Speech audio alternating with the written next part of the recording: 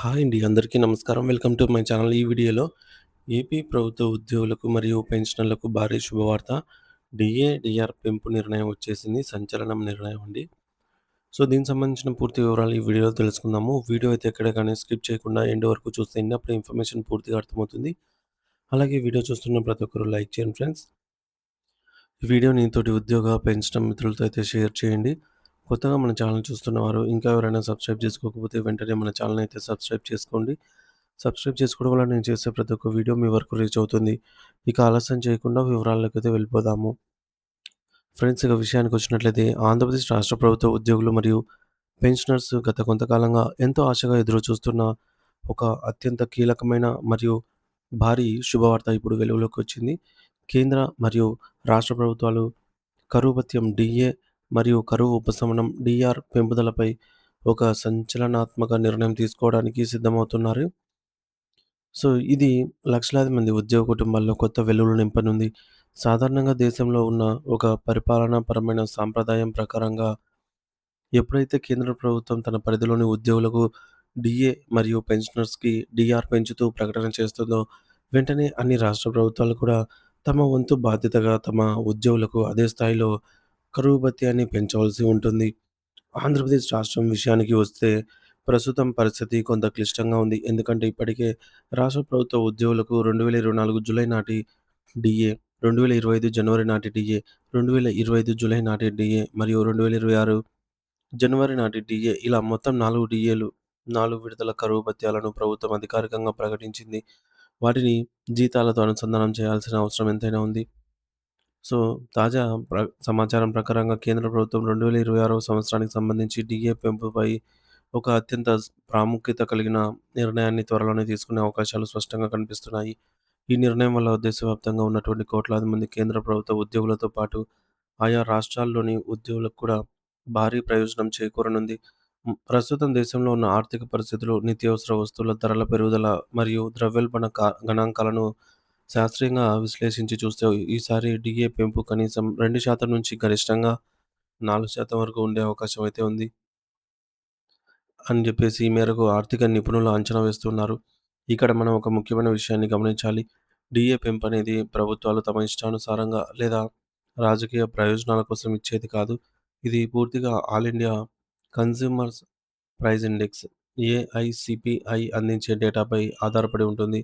అంటే గడిచిన 12 నెలల కాలంలో సామాన్యుడు ఉపయోగించే వస్తువుల ధరల సగటును లెక్కించి దానిని ఆధారంగా ఈ యొక్క పెంపును నిర్ణయిస్తారు. ముఖ్యంగా నిత్యావసర వస్తువులు అయినటువంటి పప్పులు, నూనెలు, కూరగాయలతో పాటు రవాణా ఖర్చులను శా శాసించేటటువంటి పెట్రోల్ మరియు డీజిల్ ధరలు పెరిగినప్పుడు ఉద్యోగుల నెలవారీ బడ్జెట్ తలకిందులు కాకుండా ఉండేందుకు ప్రభుత్వం ఈ కరువు భత్యాన్ని ఒక సర్దుబాటు అడ్జస్ట్‌మెంట్ లాగా అందిస్తుంది.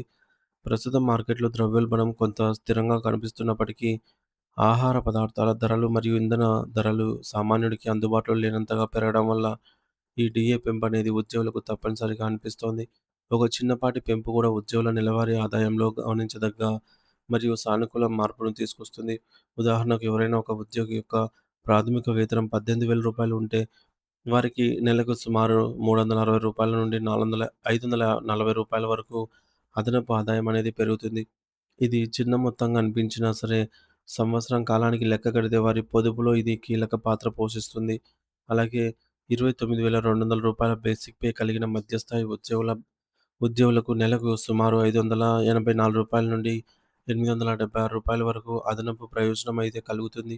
ఒకవేళ బేసిక్ పే అనేది రూ. 56,100 స్థాయిలో ఉంటే వారికి నెలకు రూ. 1,100 కంటే ఎక్కువ అదనపు ఆదాయం అనేది లభిస్తుంది. ఇది వారి పిల్లల చదువులకో లేదా ఇతర కుటుంబ అవసరాలకో ఎంతో తోడ్పడుతుంది. ఇక సుదీర్ఘకాలం సర్వీస్‌లో ఉండి పదవీ విరమణకు దగ్గరగా ఉన్న సీనియర్ ఉద్యోగుల విషయానికి వస్తే వారికి నెలకు రూ. 5,000 నుండి రూ. 7,500 వరకు భారీ అదనపు ప్రయోజనం చేకూరే అవకాశం ఉంది.